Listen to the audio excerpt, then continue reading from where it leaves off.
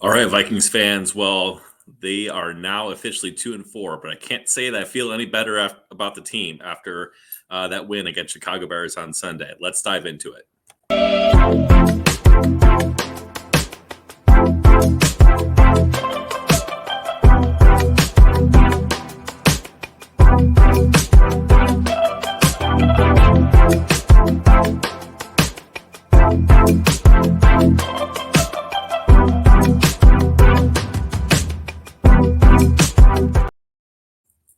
Hey everyone, this is Nick Miller with Climbing the Pocket here with your weekly episode of Purple Process. As a reminder, this show is about everything big picture with the Vikings. Where do things currently stand? Where should they go in the future? And what are the things that we're looking out for? And as things stand right now, things are not great from the Vikings from micro perspective. After playing the helpless Chicago Bears on Sunday, the Vikings did win, which we always won. It always puts a win in the W column, but the team looked pretty poor in their performance, especially on offense. Coming the first game after Justin Jefferson went on IR, you're trying to see how could they adapt. How could they come in there, maybe they get the ground game going, what pass catchers were going to step up. Jordan Addison did catch a touchdown. He looked good. But overall, the Vikings offense recorded just about 220 yards of total offense. And against the Chicago Bears, even with them getting some of their defensive backs in the lineup, it's not good. I don't feel great about it. It almost feels, that we've had a few losses that felt like wins, that we played really well that day, but we just made a mistake or something at the end, like the Chargers game, for example. Whereas this one was a win that kind of felt like a loss because of how bad Chicago was. And if we can't, continue to improve and show out or potentially even win by 2 scores against a team like Chicago, that doesn't build any confidence moving into, a game like San Francisco this coming week or into the future. So there are a lot of cracks in the season. And one of the things that I've been finding fascinating recently has been the blame structure around, who exactly is responsible, for the Vikings starting out 2-4 and looking, bad in the process. Some will just say, it's just luck. There is, the Vikings are fumbling. They have, relative to the rest of the league, they've lost more fumbles when they do fumble than other teams have, and they just haven't been luck on that standpoint. There's been a few Kirk Cousins interceptions that, have just bounced off the hands of our players, whether it be a drop or just a difficult catch. Or there's been plays work on defense where, the ball went right through Cam Bynum's hands, or, players have had opportunities to, make big plays and they just haven't when it's been right there for the taking. And, some would call that, bad luck. There's luck regression relative to last year. I think that there was a few people that tweeted out the aggregated, luck, score from the year, which teams have been most fortunate, which teams have been least. The Vikings are last in the luck index by a huge margin. So, I think luck certainly has a role to play. It's a game of inches, and the inches just haven't gone the Vikings' way so far this year. There's some that want to blame Kwesi Adolfo-Mensah, saying he didn't do enough, from a roster building standpoint. Looking back at, the 2022 draft with, Andrew Booth and Lewis Cine, at the top and, on down. And, Marcus Davenport is probably going to be put on IR tomorrow. And just the team overall is missing key players in key spots. Is he the blame? Then you have to say, oh, well, Kwesi, drafted those players. Where's Kevin O'Connell to, build them up? Where's the roster, development? Where's the player development standpoint? Why are players like Andrew Booth, who obviously was a talented and high regarded corner, coming out of college, just not living up to his draft pedigree? What about Lewis Cine? Obviously, he had the gruesome injury, but, is there more that could be done there? What about Ed Ingram? What's going on there? Also on the coaching, going into the gameplay, why, can't they get play calls in a time? Why is there confusion with Kirk Cousins, year 2 in the system? Why are timeouts, why is a team doesn't have timeouts 9 minutes left in the game? So there's blame on Kevin O'Connell. Then you have blame on Kirk Cousins. That's been a punching bag from yours truly, as well for a few years. When, he's a veteran and he can't get the, make a decision at the end of that game whether or not he wants to spike the ball or not. You expect a little bit more out of him. Or, why is this offense sputtering so much? Is it, bad play calls, or he just can't get it out? Or he's not being aggressive enough? Are there plays out there that, I think Kevin O'Connell has mentioned a few times that there's been plays in the field that he just hasn't taken advantage of. So, there's plenty of blame to go around about, who exactly is at fault here, or sorry, another one, the Wilfs, for not letting the Vikings completely, quote unquote, tank a rebuild or start the process, before. And then lastly, the one I would add that doesn't get a lot of addition, but I will throw this into the ether and see what comes out in the reaction. But in part, I think it's the fans. I think that maybe we bought too much into, the 13-4 season last year and had, bigger expectations than what were possible. And maybe this also goes to the ownership. And last year we were roughly a 500, football team. And I think this year we've been a little bit, unlucky, and we're probably roughly a 500 team this year. And overall, we're just not that good. And then having the expectations that, we were going to come out and, be division champs again, or actually compete, further into the playoffs this year, was maybe just unreasonable expectations, for a lot of fans going into the season. So I think there's a lot of blame to go around about, what actually happened so far this season. But I think the more compelling discussion is, what should happen next. And I went on Twitter and I interacted with a few people, from the Vikings Twitterverse that, I think have been making some interesting points over the last few weeks that I've disagreed with. And in part, their overall perspective is, this team still has a chance to compete, and that, they're trying to build a winning football culture, and that there are, some veterans on the team who might be in the last year of their deal, like Danielle Hunter, Harrison Smith, or Jordan Hicks.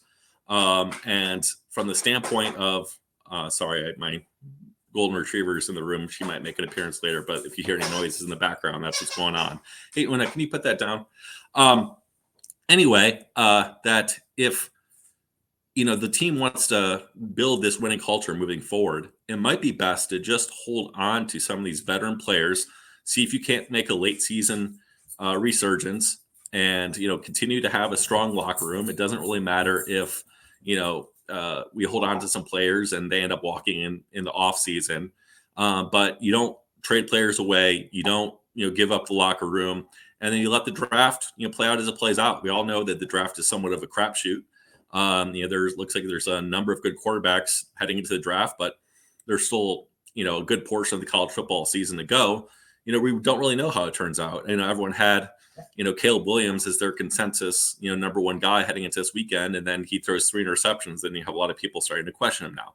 The season has ebbs and flows, and in the long run, it's better to just kind of play it out, continue to build the team, try to see if you can't, come back.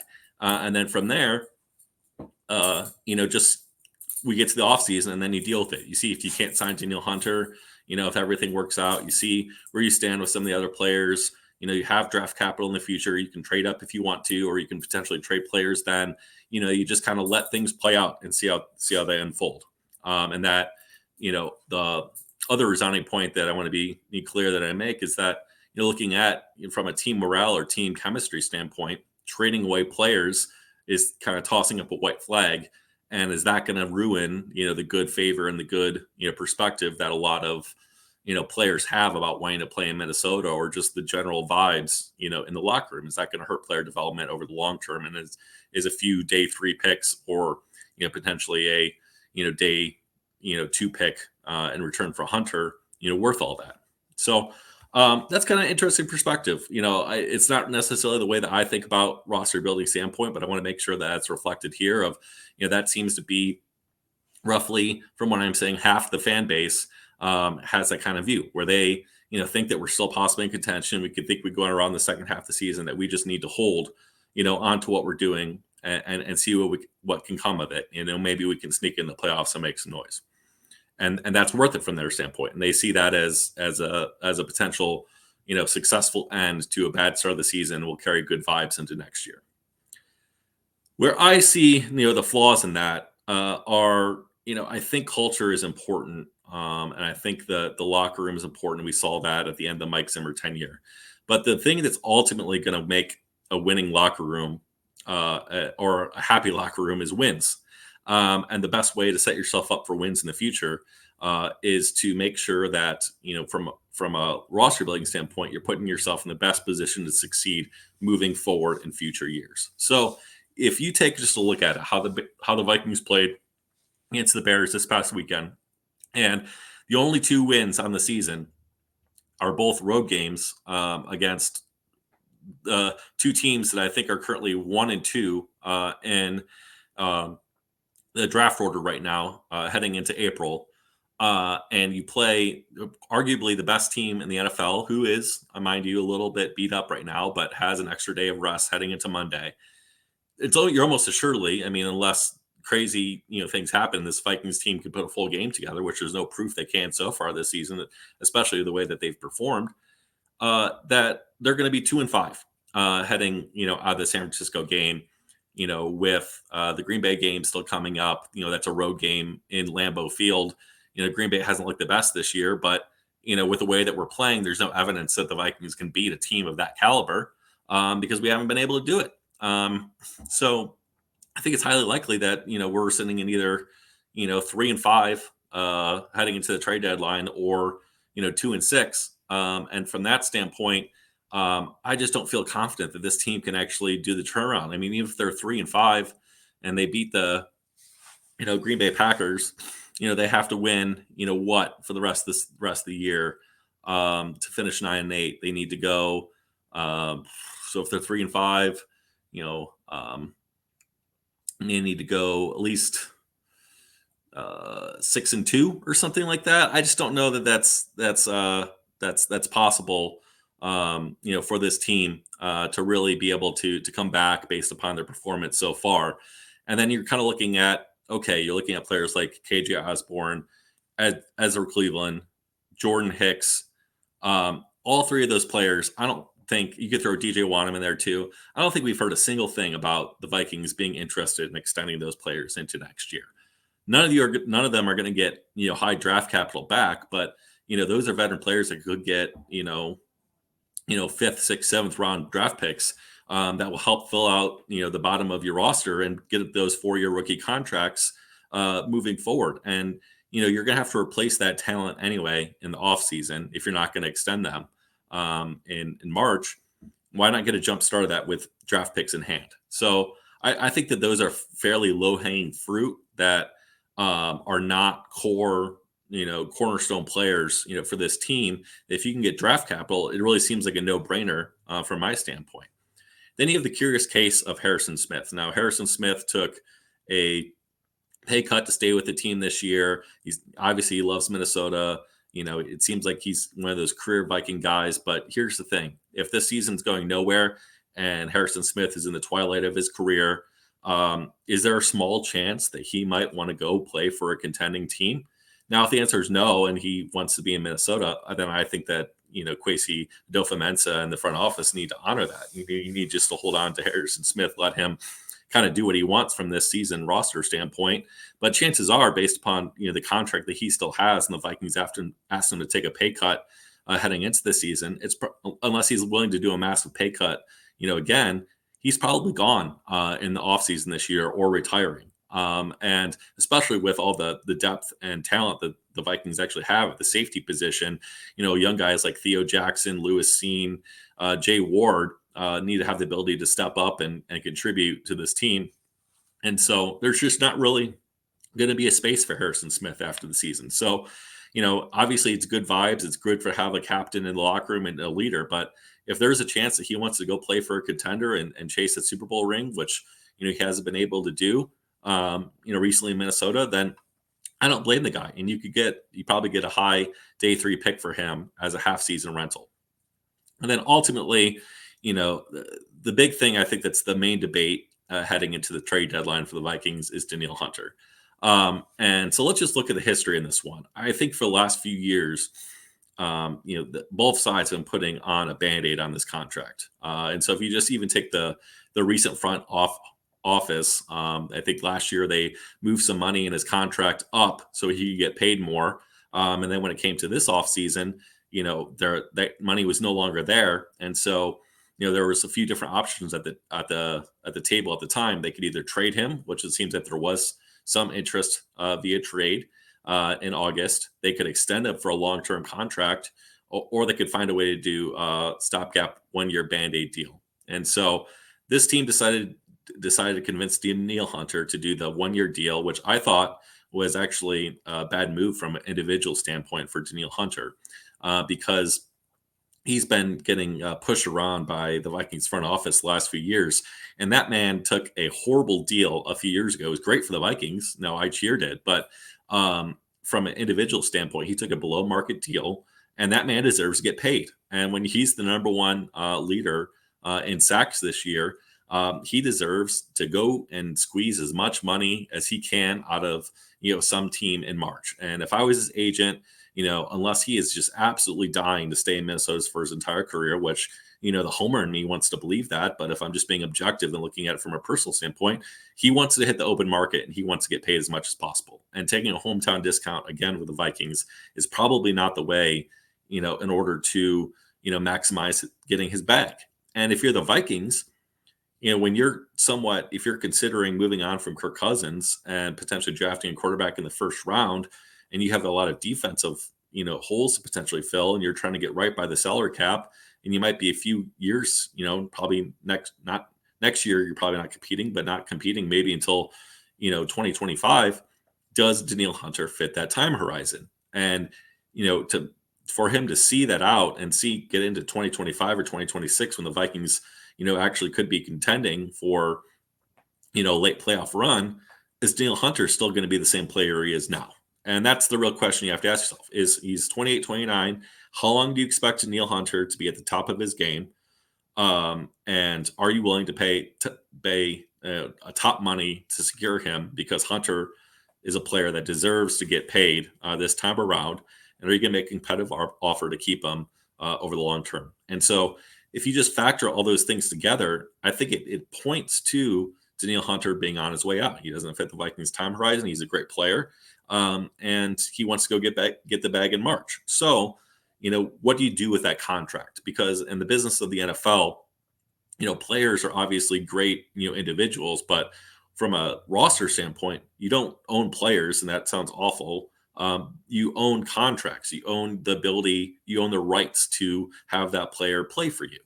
And from that standpoint, it is a big asset to have Danielle Hunter's contract for the rest of the year. And some contending team that when it comes to when they're thinking about they're making their postseason push in January, and pass rush and being able to put pressure on those playoff quarterbacks is so important. You could see, Danielle Hunter being able to fetch, day 2 draft capital, if not a first round pick, if they can find a way to make an extension happen. And so, as much as it pains me to say move on from Danielle Hunter, if you just look at all the factors, the Vikings uphill climb from being able to compete this year. The Vikings probably disinterest in paying a top of market rate to Danielle Hunter over the long term, because based on their time horizon, Danielle Hunter personally wanting to go get the bag, and 4, Danielle Hunter playing out, having a great year, and being at high draft capital right now. It all points to, over the next 2 weeks, finding a way to make a trade happen so that he's happy, and that the Vikings can use that draft capital and look forward to trying to move up to potentially draft a quarterback. So that's my thought process. Of course, the other people would say you still have a chance to compete. You can make a run. You most surely won't make a run without Danielle Hunter on your defense. And the other thing is just like, what does that say about your team if you're trading away one of your best players into Danielle Hunter, and is that going to lose the locker room? I don't think that there's really much of a chance that the Vikings are actually going to compete this year. And I think the locker room will understand that, Danielle Hunter wants to go chase a ring and he wants to go get paid somewhere else. So if I were the Vikings, I would, especially, coming out of that San Francisco game, you hope that Danielle Hunter, nothing crazy happens. He doesn't get injured or anything like that. But I would try to work with his representatives, especially if the Vikings lose against the 49ers on Monday, and say, here are a few teams that you can talk to about doing a long-term contract, start negotiating it now while we negotiate draft capital. And if he's able to agree to terms on a long-term deal with, say, like a team like Jacksonville, that's going to increase the potential that the Vikings get, bigger draft capital like a first round pick. So it behooves the Vikings to investigate this to its fullest extent. See what they can get for Danielle Hunter.